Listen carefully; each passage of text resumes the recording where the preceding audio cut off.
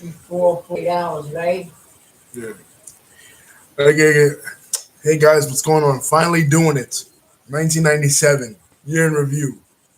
WCW and WWE. I got an appropriate picture that actually fits the year. Well, kind of fits the year. It's kind of off by a couple months or so, but it has all the stars. Because right now, where we're at currently is in the midst of Monday Night Wars. The Monday Night Wars, of course, beginning in September of 1995, but and really heating up in the midst of 1996. Go back in the last video and see how basically the two companies exchanged rosters. You had Stone Cold Steve Austin, who was once with WCW, and he's now with the WWF. He's one of the biggest stars in the company at that time. Vader, who was once with WCW, is now one of the biggest stars in the WWF. And Hulk Hogan, who was once the leader of the WWF, is now on the WCW side. So, where were we when we left off? We left off. Psycho Sid was the World Wrestling Federation champion. He had defeated Shawn Michaels by giving Jose Lothario, Shawn Michaels' trainer and manager for a year, a heart attack, and the entire Madison Square Garden booed Shawn Michaels out of the building and basically let us know that he is no longer the top babyface in the company. Bret Hart was the number one contender by virtue of returning after 6 months of being off and defeating Stone Cold Steve Austin in a tremendous match. Now, I said in that video that I don't remember Sid taking on Bret Hart at the December 1996 pay-per-view, but I have recently gone back with Peacock uh, and investigated that it was not true. That Sid did, in fact, defend the WWF Championship against Bret Hart at the December pay per view in '96, but he was successful. And WCW side, where are we? Roddy Piper has come to WCW in October of 1996, and he declared that, like I said, he was the only guy that Hulk Hogan was never able to beat. All throughout their wars in the mid 1980s, war to settle the score, the brawl to end it all, and even WrestleMania 1, Hulk Hogan never pinned Roddy Piper. Um, a victory over Roddy Piper eluded Hulk Hogan for years. And this was no exception. At Starrcade 1996, the Giant tries to interfere on Hogan's behalf. He drops Roddy Piper. Then the NWO the next night blamed the Giant for Hogan's loss. Hogan lost cleanly.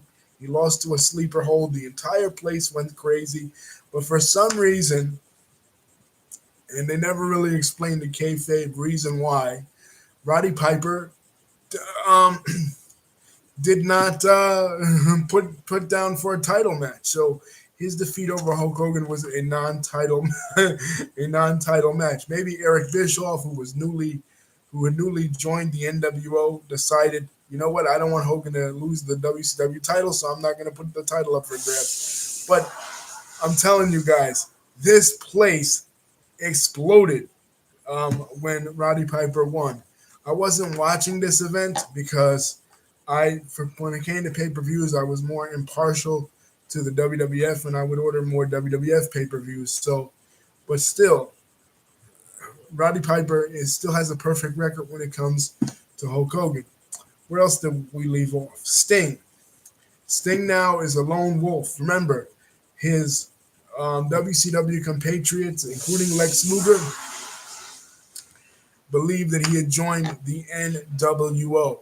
They believed that he had turned his back on WCW. That even though he was the franchise in WCW, carrying the banner for many years, a guy that had never left to the WWF, that he had become NWO. He jumped. Supposedly, he who really was the fake Sting jumped Luger in the back of a parking lot on behalf of the NWO. Come to find out in Fall Brawl War Games, that it wasn't the real him. It was a different Sting, and Because they didn't believe him, he decided to abandon everybody in WCW, including Lex Luger, and he has now donned the Crow face paint. And the last thing he said was, "The only thing that's for sure about Sting is nothing's for sure." So basically, he's a free agent. He has the NWO gunning for him. They want him to join, and WCW gunning for him, and they want him to join. And that's going to be the crust of what we're going to see from that storyline in 1997, and basically the main storyline in WCW. Macho Man Randy Savage, where is he at? Well, he tried unsuccessfully to defeat Hulk Hogan at Halloween Havoc 1996. Um, and he is now out of WCW. And like I said, there were rumors that he was going to return to the WWF at their November pay per view in 1990. Survivor Series 1996. He didn't. There was just hotline rumors, and allegedly it was proposed to Vince McMahon that this does happen, but Vince shot it down, and we all know the urban legend surrounding what Macho Man had did to a young Stephanie McMahon when she was just a teenager. We don't know if that's true, that's unconfirmed, but many of you guys know that story that allegedly Macho Man had sex with Stephanie McMahon when she was 14 years old, and Vince found out about it and never forgave Macho Man. And as we know, Macho Man never did return to the World Wrestling Federation. It wasn't even mentioned on WWF TV until his passing in 2011. So he is back in WCW, but not just yet. He's going to have a different twist coming up. What is DDP doing? Diamond Dallas Page is lighting the world on fire with his new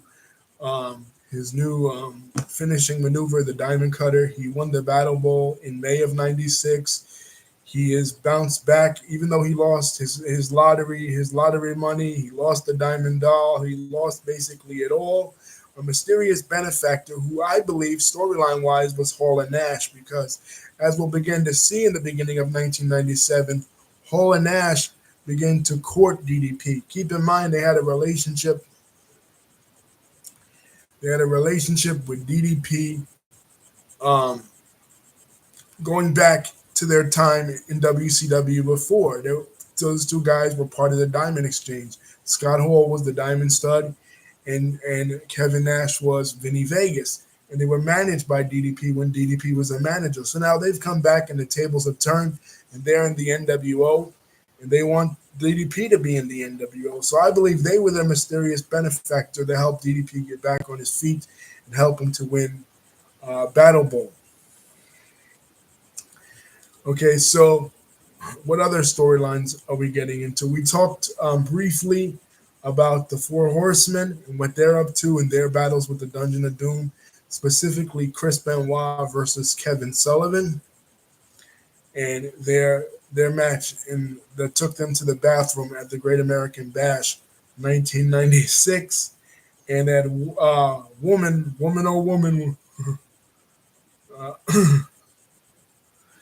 uh, woman, look at me now, um, has turned her back on the Dungeon of Doom and Kevin Sullivan, and she is now part of the Four Horsemen. And she was always part of the Horsemen, but she's now managing Chris Benoit, and she begins a real life relationship with Chris Benoit.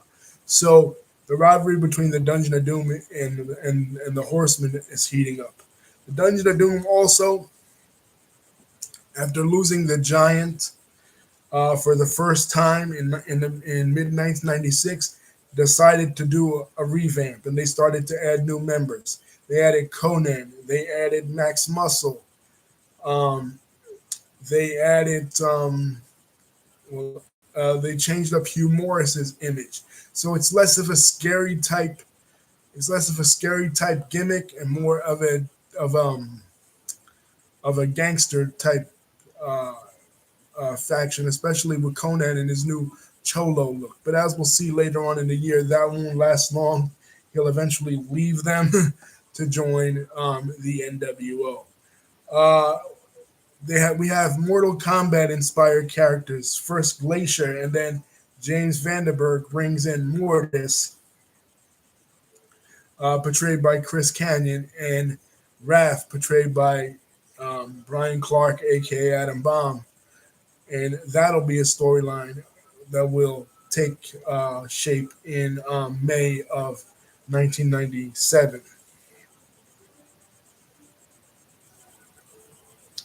So we have a lot going on in WCW, not just NWO stuff, but primarily NWO stuff.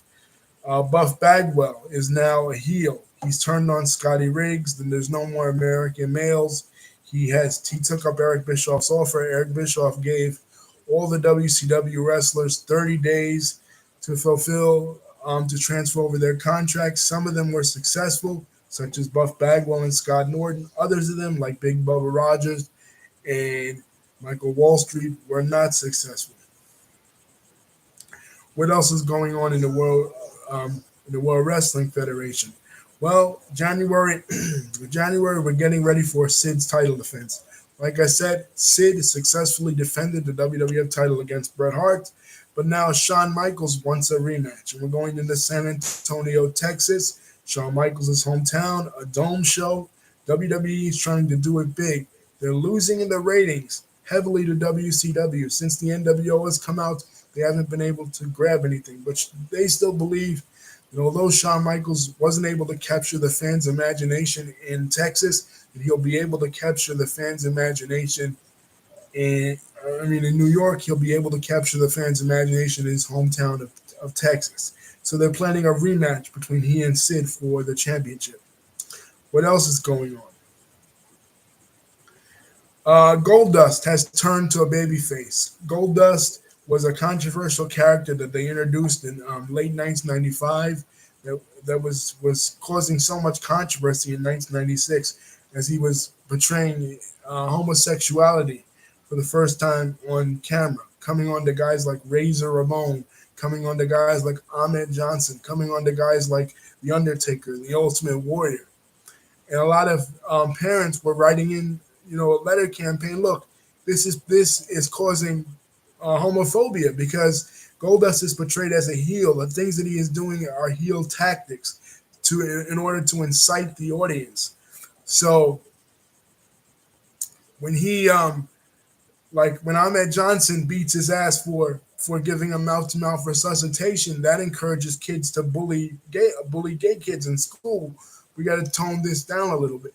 And parents groups, of course, on the conservative end of the political spectrum, they didn't like they didn't like the fact that Goldust, was putting homosexual vibes out there on the airwaves. So they toned the Goldust character down. They have a sit down interview with JR in which um, Goldust reveals that he is really Dustin Rhodes. He talks about his relationship with his father, and he talks about his relationship with Terry Reynolds, his wife, and his daughter Dakota. So they're basically trying to humanize Goldust and make him into a family man, which inevitably leads to a match with he and Hunter Hearst Helmsley, who in October of 1996 became the newly crowned Intercontinental Champion because Ahmed Johnson had to forfeit the title. So that's a match that we're going into in the Royal Rumble. What about the Royal Rumble match itself? Who's the odds-on favorite to win the Royal Rumble match this year? Well, many people would say that it is Bret Hart. Bret Hart had an amazing return. He was the number one contender against Sid. Ever since he's been back, he's been really doing his thing. WWE went all out to try to get him back. There was a huge bidding war to the point where Vince McMahon signed him to a 20-year contract, and he would receive um, 9 million altogether in that 20-year contract. Vince was not trying to let him go to WCW because that was the last biggest star that he had. So, and he gave him reasonable creative control, which is something that Vince had never done before. So many people are looking at it like Bret Hart is the odds-on favorite to win this. Another guy that is the odds-on favorite is Stone Cold Steve Austin. Since he had his match with Bret Hart and since he won the King of the Ring the year before, he's been tearing it up. He had the Brian Pillman incident in which he Pillmanized Brian's leg, broke his leg because Pillman was going in for surgery.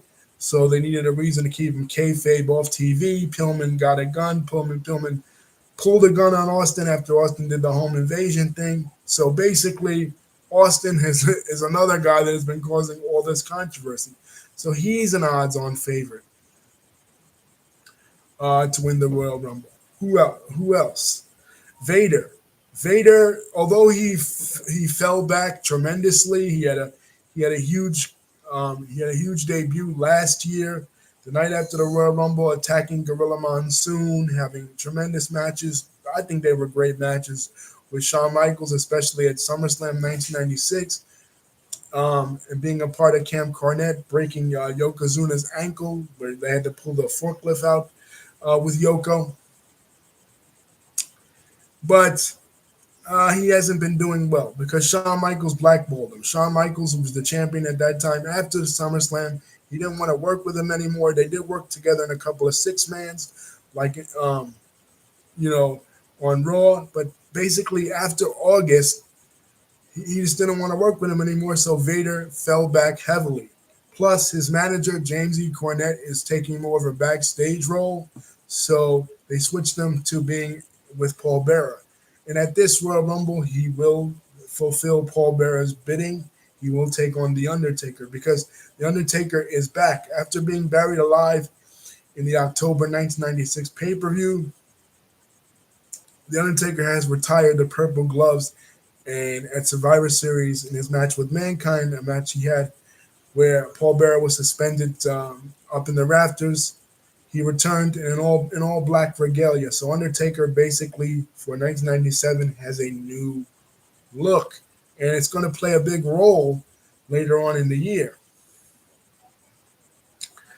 Uh, Mankind, as I said, is still managed by Paul Bearer, Uncle Paul, as he puts it, and pretty soon he'll be teaming with Vader. What are the tag team champions, the British Bulldog and Owen Hart, doing? Well, there's starting to be a little bit of dissension among the ranks of Owen and Davey because now Owen Hart is a two-time Slammy Award winner. He won his first Slammy for taking out Shawn Michaels in November of 1995. Remember, we talked about it when Shawn Michaels collapsed right in the middle of the ring the night after Survivor Series that year, and then he won his second Slammy in 1996, and he's kind of egotistical now.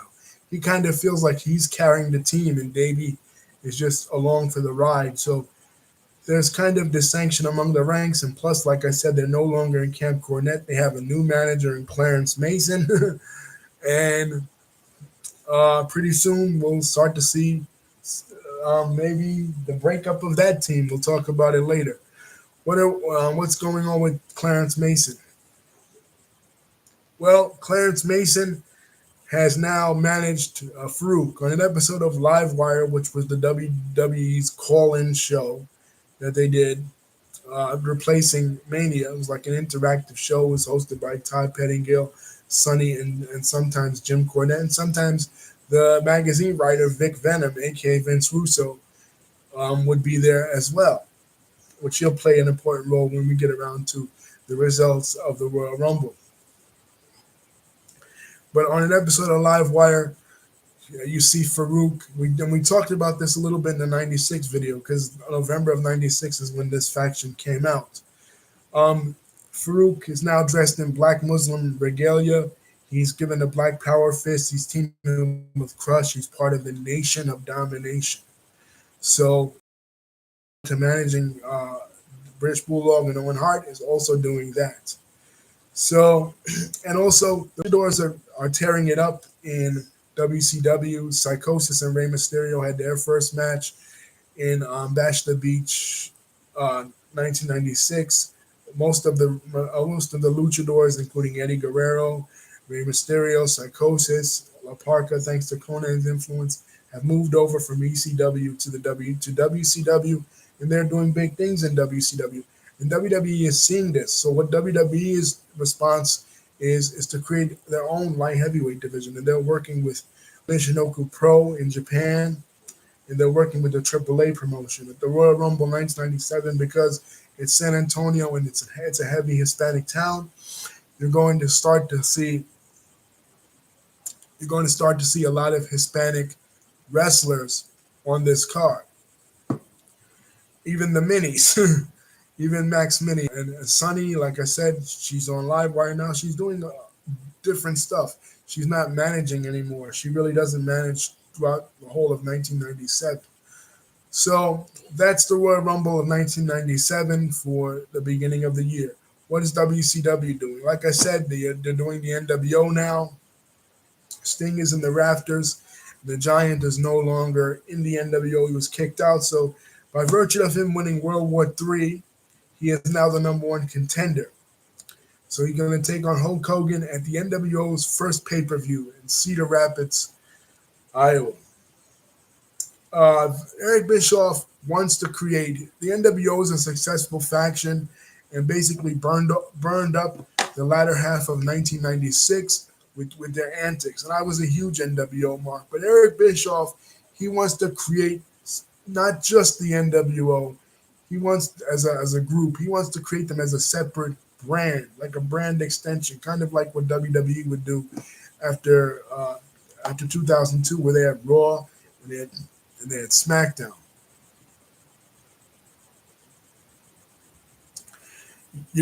So in order to do that, he has to expand the ranks of the NWO. And they have their Saturday night show, and basically what their Saturday night show consists of is Hall and Nash beating up on a bunch of jobbers in an empty arena while they make funny, snarky remarks. But they want to expand that. They want to have their own pay-per-view. And the NWO sold out. This is on a Saturday. This is Saturday. This is their January pay-per-view. Now, to show you how big of an NWO mark I was at this time, I bought this pay per view. I never really bought a WCW pay per view ever, but there's a handful of times when I did buy a WCW pay per view. And this run, I could think of three. I could think of Sold Out 97, Uncensored 97, which we'll get to, and Slamboree 98. Those three was the only really times I never even bought Starcade 97, which we'll talk about the hype that was surrounding Starcade 97. But I was such a big NWO mark. I watched their Saturday night show, and I wanted to see what they were going to do for their pay-per-view. The main event for the pay-per-view, I wasn't excited about it necessarily because I never really liked I never really felt like the Giant and Hulk Hogan had a lot of chemistry together. When they wrestled each other at Halloween Havoc 95, they didn't have a lot of chemistry. When they wrestled each other at Hog Wild 1996, they didn't really have a lot of chemistry. They never really had chemistry together. Their matches were kind of boring.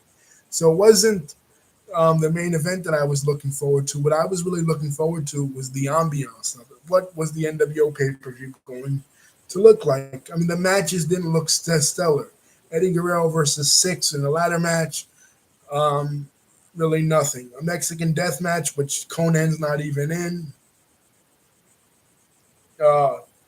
between Hugh Morris and Big Bubba Rogers, doesn't interest me. Masahiro Chono, who was part of NWO Japan, taking on Chris Jericho, didn't really interest me either. The Outsiders versus the Steiner Brothers, that did interest me, but we had seen that already, and we would see it at Super Bowl II, the following month's pay-per-view. So it was really nothing. But how did this pay-per-view start off? Well, the NWO comes out in garbage trucks. First, they have cut together, spliced together interviews like they always do, and then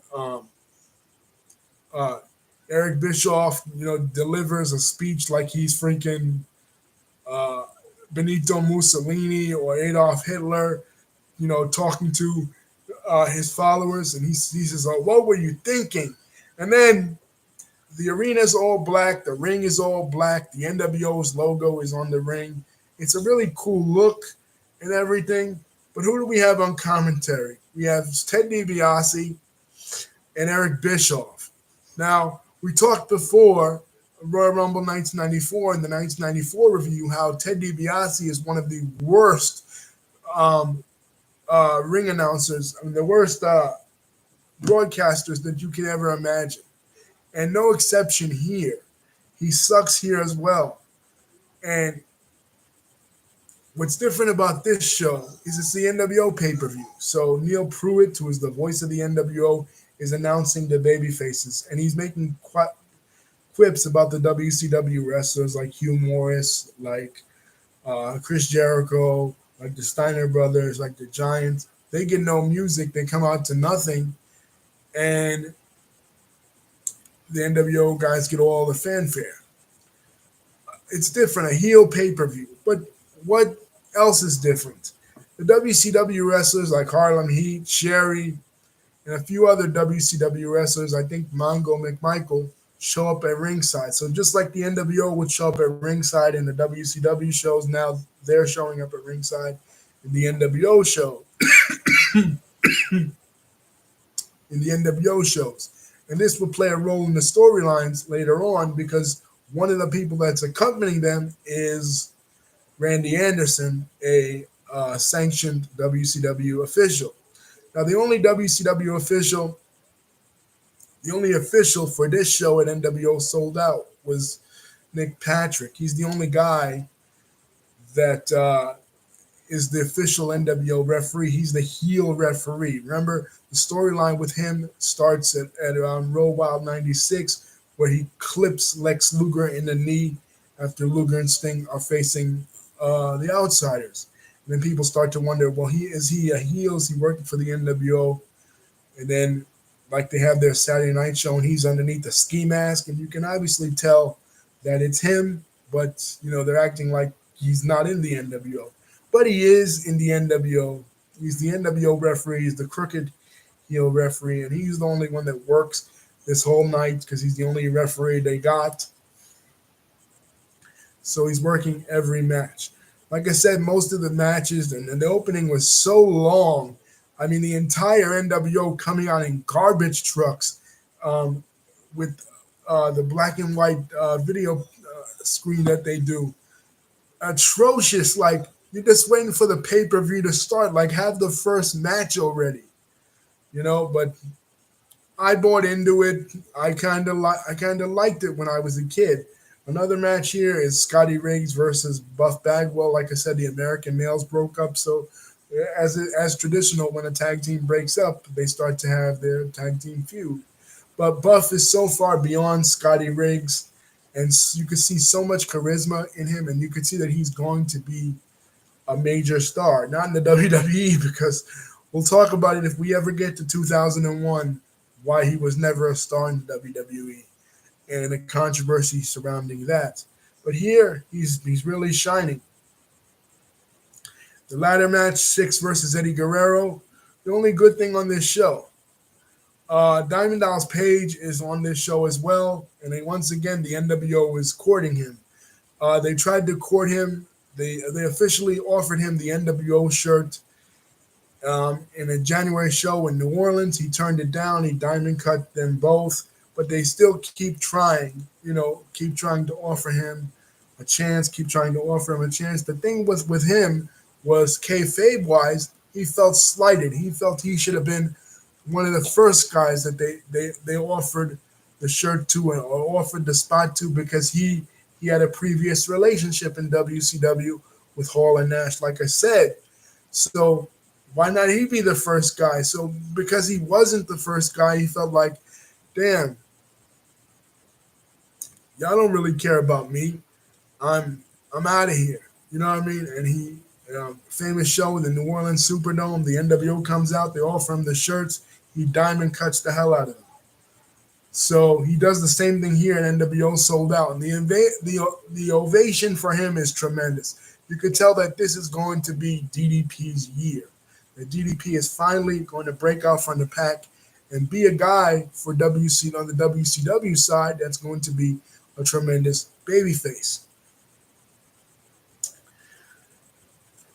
What about the main event? Uh, the main event: Hogan versus the Giant, declared a no contest. It sucks, as I predicted. Uh, they have no chemistry, Hulk Hogan and the Giant. So why would this match be any different? The one to pay attention to is the Outsiders versus the Steiner Brothers. Now, the Outsiders actually get beat by the Steiner Brothers because Nick Patrick is knocked out. So when Rick and Scott score the win, Randy Anderson, who's in the audience, he goes in the audience and he counts the three counts. Now the NWO, these two events, Diamond Dallas Page not accepting the NWO invitation, and the Outsiders losing the tag team titles to the Steiner brothers. This gets the NWO guys, Eric Bischoff and Ted DiBiase, livid. They start screaming and yelling, and Eric Bischoff says, "Randy Anderson will be fired. Randy Anderson will be fired." And the next night on Nitro, he actually fires Randy Anderson in front of his kids. Now, and returns the titles to the Outsiders. Now, unbeknownst to many of us, Randy Anderson, Pee Wee Anderson, as he was affectionately known, is suffering from cancer. So his church group sees this and they're like, wait a minute, this is really cruel. Why would you fire this guy that's suffering from cancer, on TV? Even though it's a storyline and he's not really fired, you know what I mean? It's just a way, for Eric Bischoff to get heat. Eric Bischoff actually got some real heat from Randy Anderson's church group for this stunt. So that's the end of the NWO Sold Out. What about the Royal Rumble?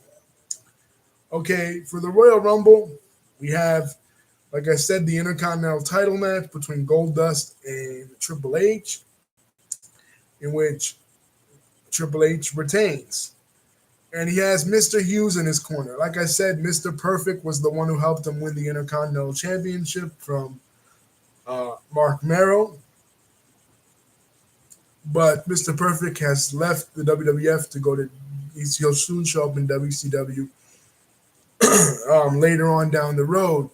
And he'll play an important role in WCW, as we shall see. So he has Mr. Hughes in his corner. Mr. Hughes, as many people remember, was Harvey Whippleman's henchman, one of the first to steal the urn in 1993. He's basically the guy I always laugh at, that he wrestles without his sunglasses ever coming off. And he is the bodyguard for Triple H, but Triple H will soon have another bodyguard that will be by his side that will become a fixture in his career. We will see who that is. And it involves the feud with Goldust. But anyway, here he retains the Intercontinental Championship. Well, the world title match, despite the fact that Shawn Michaels was running a fever and very sick, he wins the WWF Championship for the second time. A tremendous show, a tremendous packed crowd, hometown boy is successful, and this time around, he gets cheered by the fans. Now, what about the Royal Rumble match itself? Now, on Saturday's Live Wire, Vic Venom was there, and Vic Venom says, somebody called him up and asked, who does he think is going to win the Royal Rumble? And he says, of course, Bret Hart. Now, that was what was penciled in, that Bret Hart would win the Royal Rumble, right? So Vince McMahon now is upset. He's pissed. How dare Vince Russo, a.k.a. Vic Venom, give away the results to the Royal Rumble on a free TV show? So he has to make alterations. He has to make changes. So what he comes up with is a unique scheme. Terry Funk has returned to the WWE, right? He is now in the WWE. He's part of ECW, but ECW and WWE are kind of working together. So he and Mick Foley, as Mankind, are fighting in the Royal Rumble, and they distract the referee. So while Bret Hart, who has his feud with Stone Cold Steve Austin, and by the way, there's a classic moment in this where Stone Cold Steve Austin is waiting for Bret Hart to come out, and he's on the second rope looking at his wrist like it's a watch as Bret Hart is coming out, and he's totally shocked. Because remember, Stone Cold Steve Austin here is still a heel. So Stone Cold Steve Austin gets eliminated by Bret. So he's out of the Royal Rumble, but the ref doesn't see it. So he comes back in and he eliminates Bret, and he basically wins the Royal Rumble. So the winner of the 1997 Royal Rumble is Stone Cold Steve Austin. But the ref didn't see it. It was contested. So Bret Hart is livid. Bret Hart is tearing up monitors. Bret Hart is cursing people out. He's threatening to quit the WWF again, right? He's claiming that he's screwed, right, which will become a major theme in 1997 as 1997 progressed. The next night on Raw, he calls out Gorilla Monsoon and Vince McMahon. He says he's sick of the WWF. He's tired of WWF. He won the Royal Rumble. He should be going on to WrestleMania to face Shawn Michaels, because that's what they have planned, a rematch of WrestleMania 12, Shawn Michaels versus Bret Hart. That's what they have planned. So, what does Gorilla Monsoon say? Gorilla Monsoon says, "How we're going to solve this? Next month's pay-per-view, a Final Four match. The final four guys that were in the Royal Rumble: The Undertaker, Vader, Bret Hart, and Stone Cold Steve Austin will have a Final Four match, and the winner of this match will go on to WrestleMania to face the champion." Okay, what happens in between that? Raw Thursday. Raw was sometimes preempted because of the dog show or tennis, other things that were on USA Network, and that was the case here. What happens?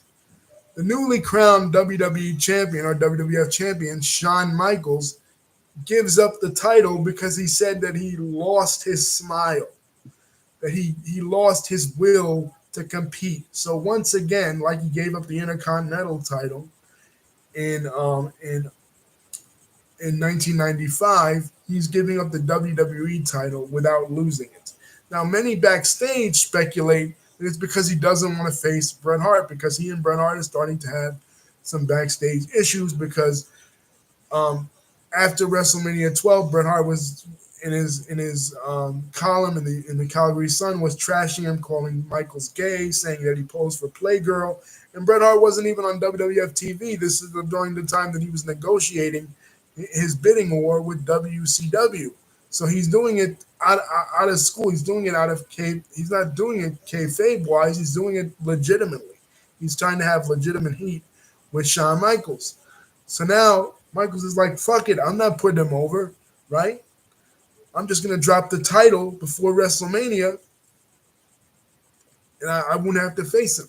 So Michaels comes up with this whole speech about how he lost his smile, how he he used to, being the WWF champion used to be his boyhood dream. That was the thing he wanted the most.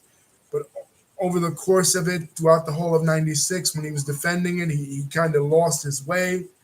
And then people are cheering for Sid, people are cheering for Stone Cold Steve Austin, people are cheering for Bret Hart, and then they could cheer for whoever they want. They pay their hard-earned money, but he feels like he doesn't want to do it anymore. So he gives up the WWF Championship. So now in the Final Four match, they're going to hold the WWF title is going to be up for grabs. You know what I mean? So the winner of this match is not only going to go on to WrestleMania to face the champion, but they're going to be the champion. So we get to that pay-per-view, and Bret Hart wins the WWF Championship. So Bret Hart now is the WWF champion for the fourth time. But the next night on Raw, he has to face Sid in a cage match. who's the number one contender, and he loses as a result of interference from Stone Cold Steve Austin. And once again, Bret Hart is upset. Bret Hart now he Vince McMahon goes to interview him.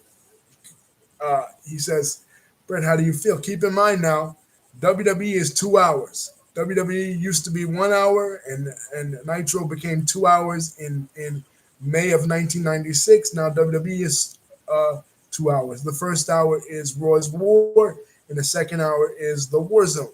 So Vince McMahon now he doesn't wear his blazer anymore. He has like a jean jacket now, right? He's trying to look cooler. So anyway, uh, he goes to interview Bret Hart, and Bret Hart pushes him down and says, "This is bullshit." The first time ever that you would hear the word bullshit on a broadcast of Monday Night Raw, and Vince doesn't even cut it. You know what I mean? He says, "This is bullshit." So they're setting up WrestleMania 13, a submission match between Stone Cold Steve Austin and Bret Hart, which is a game changer. Which, when we get to that, will change the game. When we get to that, when we get to that, because what they do is memorable. People will never forget it. Um, we're now in February. February in WCW. What are they doing in February in WCW? Well, Hulk Hogan is still the champion, so he won that Sold Out, and he's still parading around like he's the shit. But again, Roddy Piper defeated him at Starrcade. So Roddy Piper now wants a championship match with him at Super Bowl 7. And what does Roddy Piper do to get this get this championship match? He encamps himself in Alcatraz, the famous prison in San Francisco, and he starts to cut these promos from Alcatraz.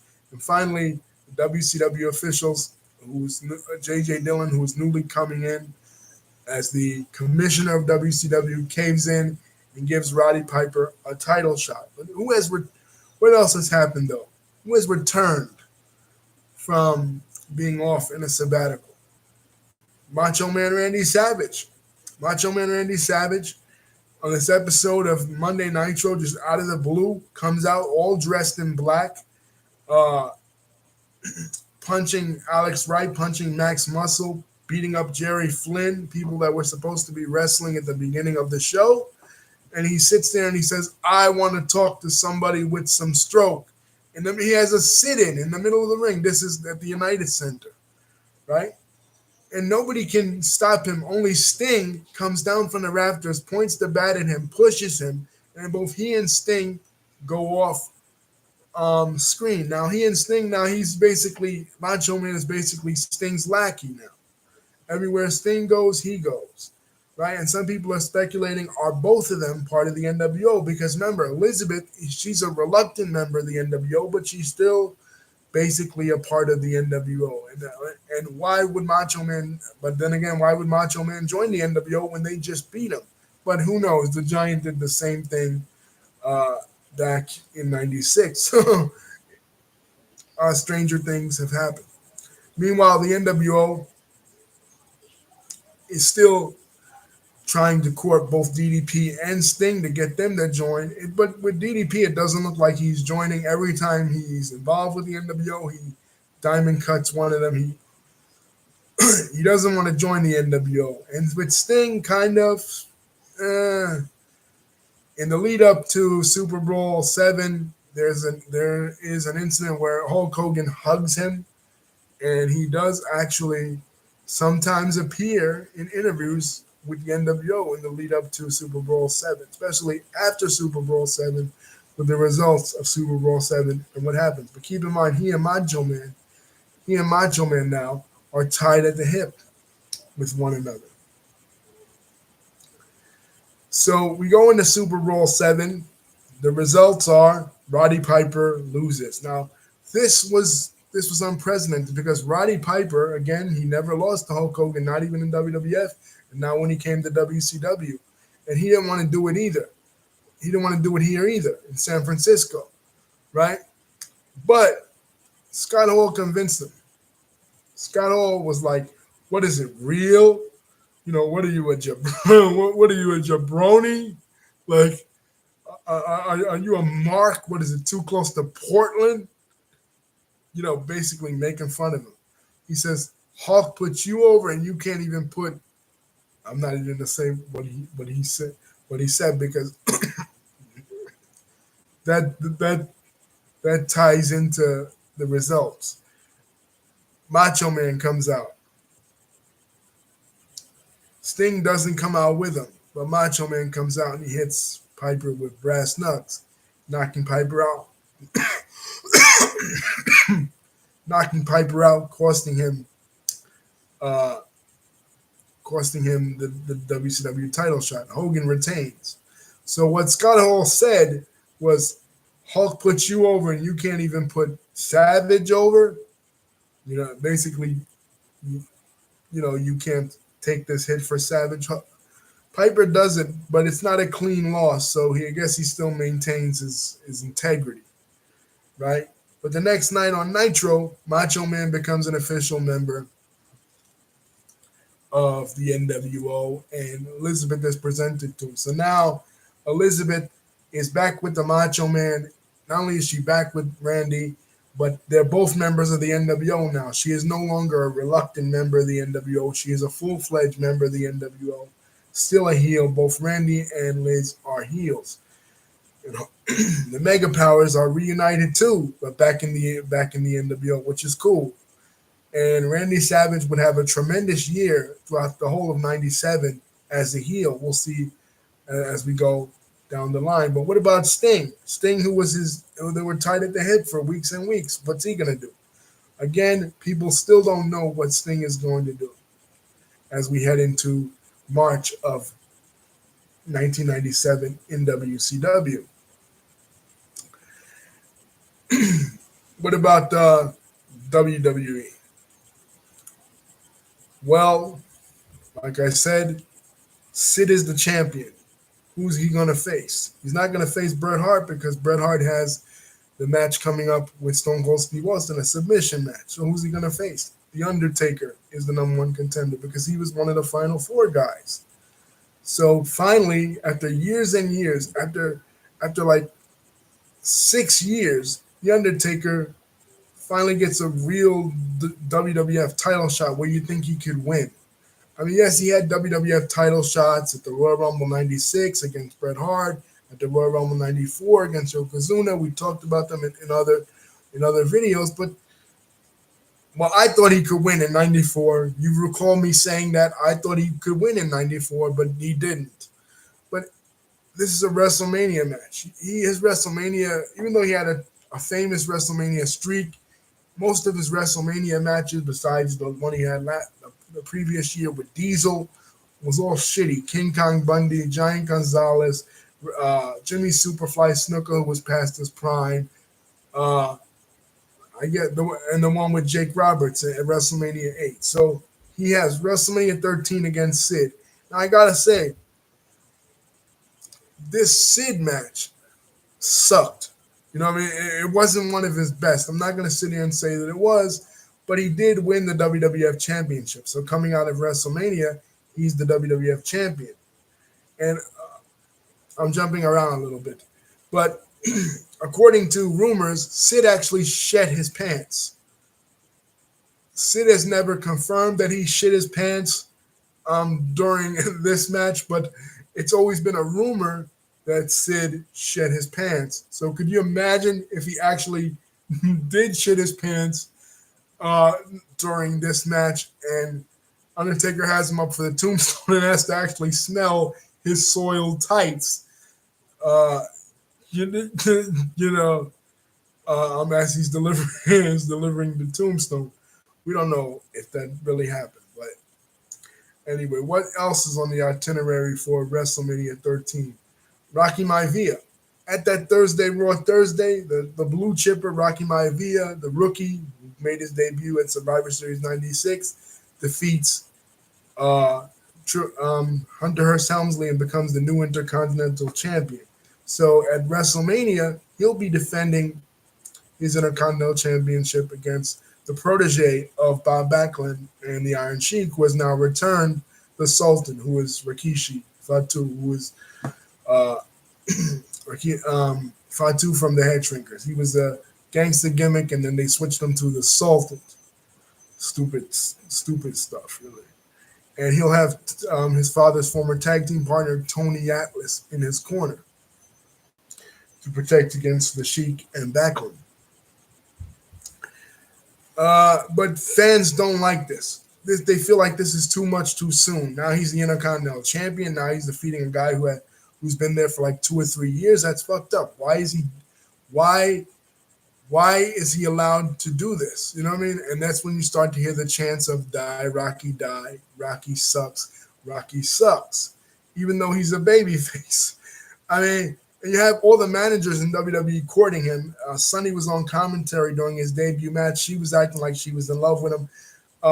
Hunky Talk Man now has this thing where he's come back and he's the greatest Intercontinental Champion of all time. He's looking for a protege, and many people said that his protege was supposed to be uh, Disco Inferno, aka Glenn Gilberti. But when Gilberti was fired later on in the year because he didn't want to do the job to Jacqueline,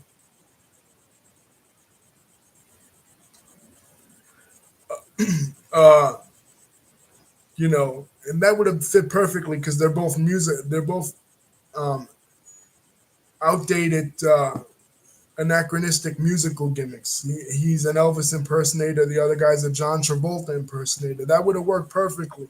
But that doesn't happen because Gilberti Disco Inferno decides to do the job to Jacqueline and then loses the Cruiserweight Championship to her in October. But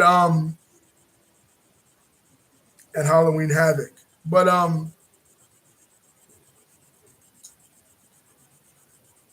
so all the managers are courting Rocky Maivia, even Honky Talk Man who does commentary for this match.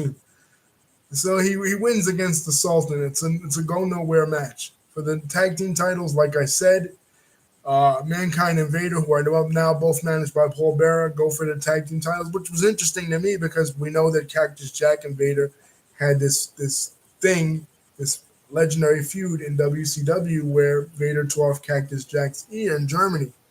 So, but they make no mention of that here. They don't start to reveal that Mankind was actually Cactus Jack or that he was in any of these death matches with Terry Funk until later in the year.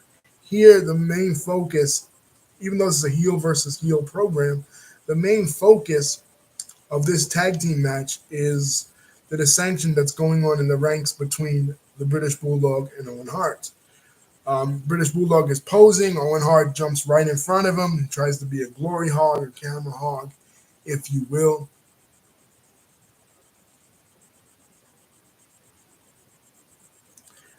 For this, but they do retain the titles.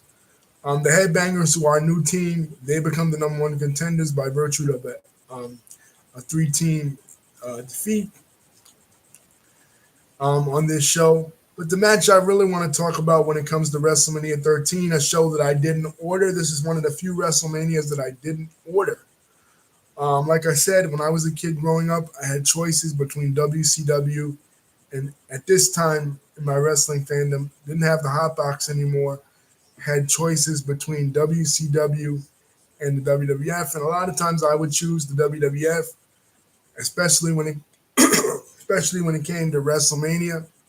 But this WrestleMania lacked a WrestleMania feel. Like if you watch WrestleMania 13 without knowing what was going to happen, without knowing the history of what was going to go down, you would think that uh, it was just going to be a shitty show because you're not going to know how this match between Stone Cold Steve Austin and Bret Hart is going to change everything. So I chose to order uncensored because uncensored, although the last two uncensored in 95 and 96 were kind of shitty, uncensored was really stacking the deck this time. What they were doing was you had Team WCW, which was the Steiner Brothers, the Giant, and Lex Luger, taking on Team NWO that now had Macho Man on it, the Outsiders, Hulk Hogan, and Macho Man, taking on Piper's team. Now, Piper's team was just a bunch of jabronis until the Four Horsemen confront Piper and say, look, a bunch of jabronis with John Tenta. And apparently, John Tenta got offended when Arn Anderson came out and said, look, you got these guys, and these guys can't do shit. You know, and these guys are just a bunch of jabronis. They're wearing kilts like Piper and stuff. You know, even John Tenta. And John Tenta's looking at Arn Anderson like, what do you mean I'm a jabroni? I main evented SummerSlams. I main evented, I was in big WrestleMania programs. I was in big Starrcade programs. What do you mean I'm a jabroni? But he doesn't actually say that. But basically what Arn is getting at is that Piper's team can't do anything. And he needs the help of the Four Horsemen, who Jeff Jarrett is basically an unofficial Four Horseman at this time. He's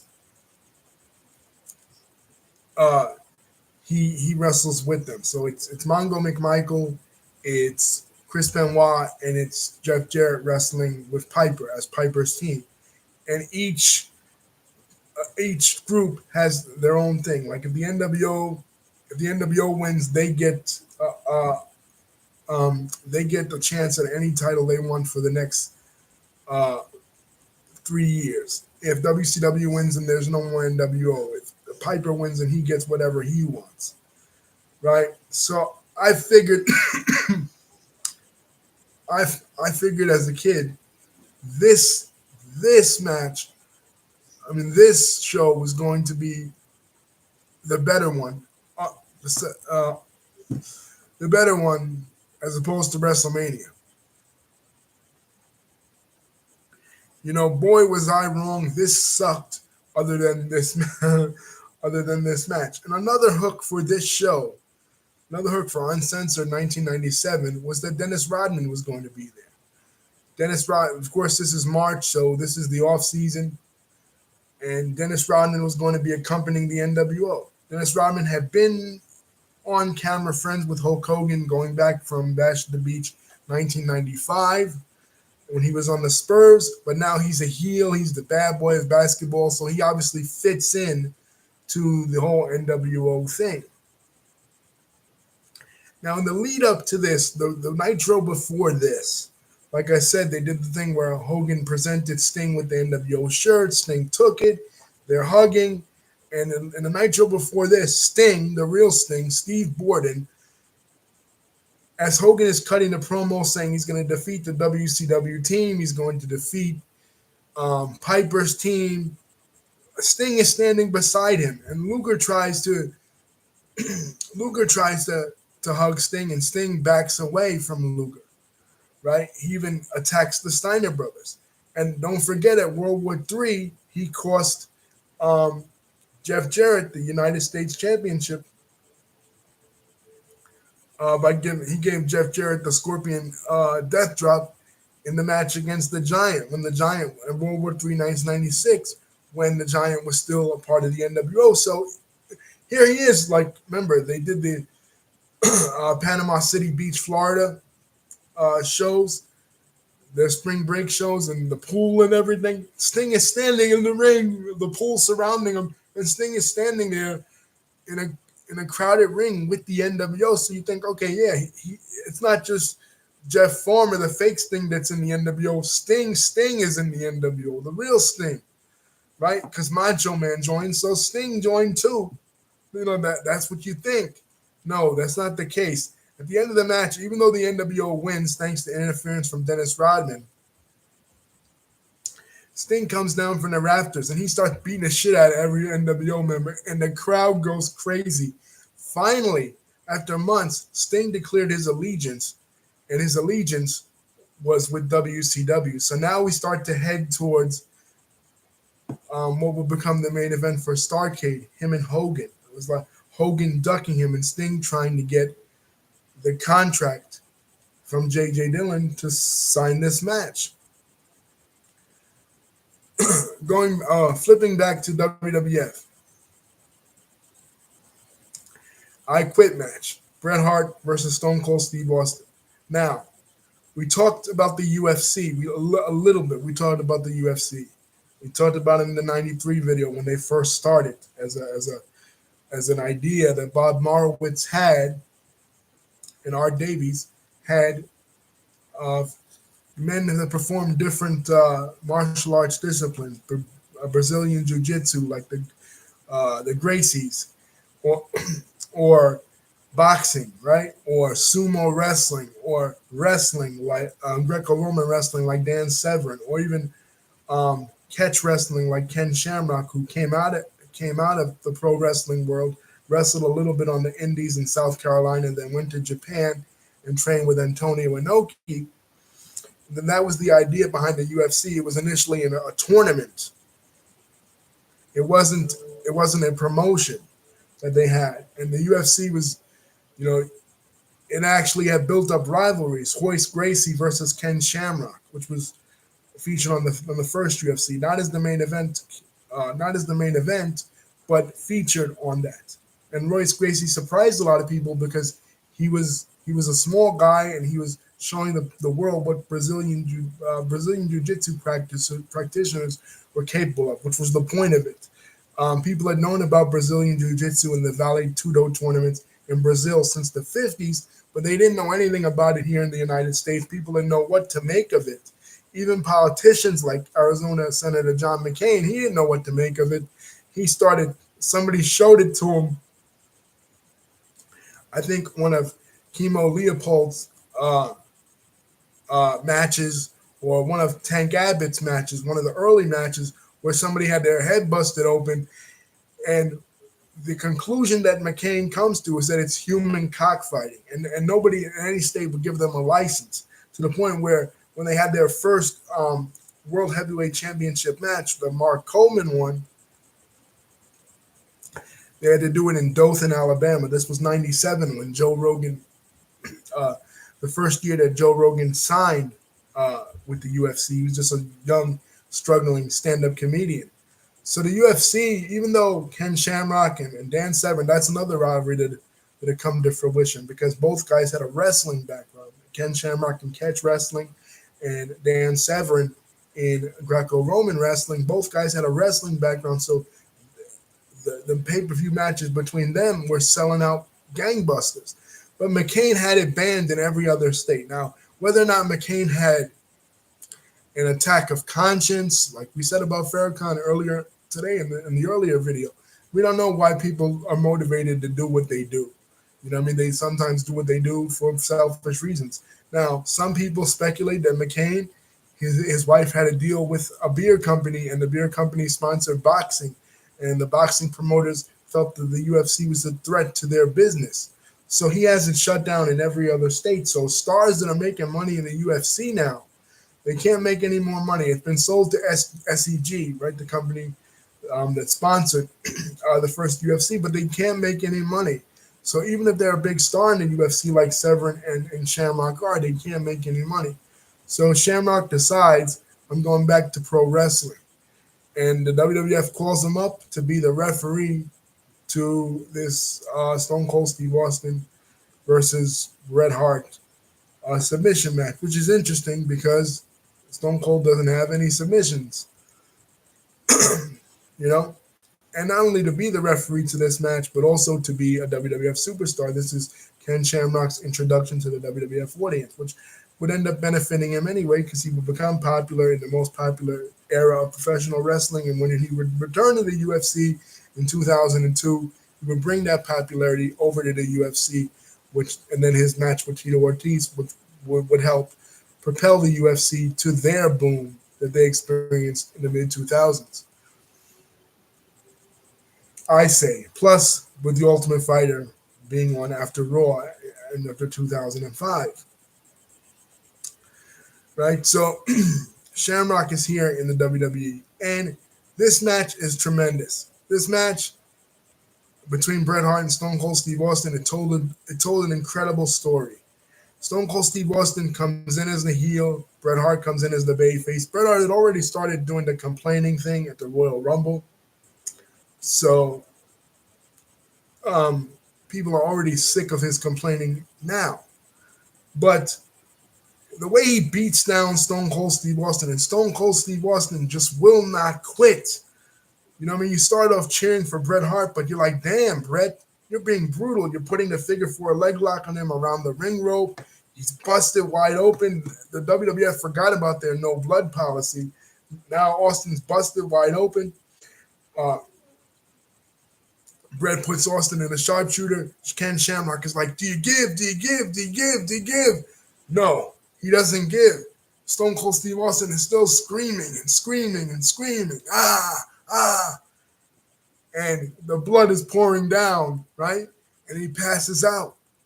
And Ken Shamrock has no choice but to call for the bell. But Bret is still beating on Austin. And then Ken Shamrock grabs Bret and pulls Bret off Austin. This is how you do an I Quit match. This is not like the I Quit match at WrestleMania 11 2 years ago with Roddy Piper as the referee. Just what do you say? What do you say to Backlund? No, this is how you do an I Quit match. This is how you do a submission match. Austin is passed out. And then they get that famous image, the blood from a stone, right?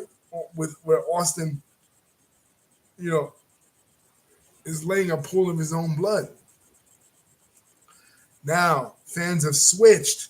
They came in loving Bret and hating Austin. Now, they love Austin and they hate Bret. A double turn, the most famous double turn in all of professional wrestling.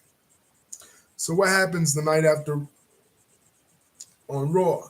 Bret Hart is now mad at the American audience. He says he came back and he tried to be the same Bret Hart he used to be. He tried to be the best there is, the best there was, and the best there ever will be. He tried to represent the fans, right? He tried to love the fans. But the fans in the United States turned their backs on him, right?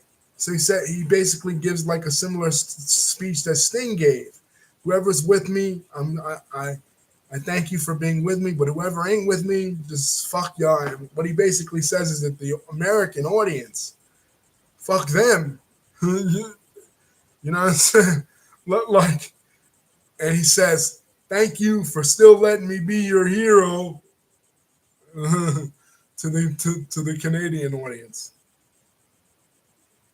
You know, I could picture Drake saying something like that now. Thank you for still letting me be your hero. But the fans are booing Bret. Now, later on that night, the tag team with the British Bulldog and Owen Hart is completely broken down. They had a match in Germany on Raw, a infamous match, an infamous Raw from Germany, in which nobody watched, was the lowest rated Raw in all of history. And because of that, WWE knew they had to switch course. They had to fire Bruce Pritchard and Jim Ross and Jim Cornette on creative and put Vince Russo on creative, and it was the start of basically the Attitude Era. But the tag team of Owen Hart and the British Bulldog is no more. They've broken down. British Bulldog is now the European champion. They've introduced a new title to the WWF. Now, for the first time ever, we have 4 titles instead of 3. First time in a long time. And they have a rematch on Raw for that same European championship that night, the night after WrestleMania. But Bret Hart comes in. British Bulldog has a chair. He's about to hit Owen with it. Bret grabs the chair from the British Bulldog, and he grabs the mic and he says, "Look at them, the American audience. They turned the American fans. They turned us against each other. They had you and me fighting at Wembley." And he says to Owen, "Look what they done to us." And he tells Owen a story he recounts a story of when Owen Hart was a kid. He said, you had a teacher that was picking on you, and you called me to protect you. And he says, I remember when I used to take you to school and I used to tie your shoelaces. He says, come on, brother, I love you. And they hug. And for the first time in years, Owen Hart and Bret Hart are finally uh, reunited. And now you have the New Hart Foundation. And the look on Bret's face when he hugs his brother in law and his brother is sinister. You could tell Bret has changed. And a new faction is about to take form in the World Wrestling Federation. And in WCW, we have Sting declaring his allegiance and ready to take on the NWO. So the master, the two masters of the sharpshooter slash scorpion deathlock are going to be the focus of the second part to 2000 and 1997 year in review when I do the second part. Take care, you guys. Love you guys. Don't forget to like, comment, and subscribe, and hit the bell button to see when my next video is coming out. Keep sending those stars. Keep sending that love. And I promise you guys, promptly, I will do the 1997 year in review as soon as possible. As soon as I get my notes together for the second half of 1997. And it's about to heat up, guys. It's really about to heat up because we're past WrestleMania. We're past Uncensored. We're about to get into uh, April Spring Stampede. We're about to get into the infamous gaffe that Booker T says, "Hulk Hogan, we're coming for you, nigga." and then it's cut off, right? We're about to get into Lex Luger becoming the number one contender and going for Hulk Hogan's championship in the 100th episode of Monday Night Nitro. We're about to get into Shawn Michaels' return, his teaming with Stone Cold Steve Austin to beat Owen and Davey for the tag team titles, and then him having his spat with Bret Hart, his backstage spat with Bret Hart in June of '97, then leaving the company and coming back in August to cost Undertaker the title and turn heel and form DX. We're about to get into the Undertaker.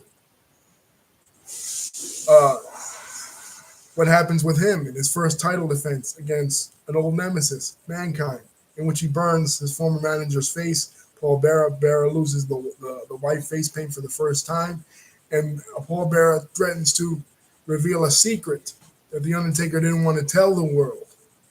And because of that, Taker is blackmailed for a couple of months into having Paul Bearer be his manager once again. So, as the champion, there's a lot to get into. Undertaker's the WWE champion. Hulk Hogan is the WCW champion. There's a lot to get into in the second half of 1997 year in review. Peace.